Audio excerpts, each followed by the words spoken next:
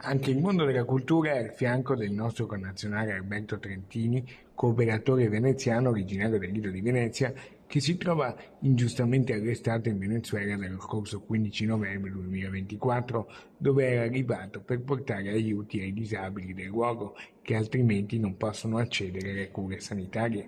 Anche il presidente della Biennale di Venezia, Petrangelo Buttafuoco, è intervenuto spiegando come il silenzio, in questa fase delicata, possa essere anche un prezioso alleato per la risoluzione positiva della vicenda. E in queste vicende è sempre il silenzio operoso e attivo che i servizi e le istituzioni sanno mettere in atto, come da sempre è accaduto, e in vicende molto spesso delicate non sono state tragedie proprio perché hanno saputo lavorare. Però per quanto riguarda il lavoro di Biennale, sicuramente attraverso determinati percorsi che sono quelli della consapevolezza che diventa coscienza e conoscenza, ci adoperiamo su questo come su altri fronti. L'ho voluto sottolineare e credo che sia l'urgenza nostra di dare consapevolezza di quello che succede. Diverse le sensibilità, ma sempre un'unica direzione, sempre in prima linea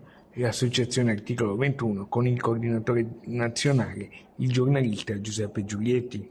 Ad oggi non c'è nessuna trattativa condotta dagli americani. Ci auguriamo che ci sia una trattativa condotta dal governo italiano. Posso dire una roba, ma ci sono 280 giorni. Una madre ha un figlio e non sa nulla di lui. E gli avvocati non hanno capi di imputazione. E gli avvocati non sono entrati. E la mamma ha parlato una volta sola.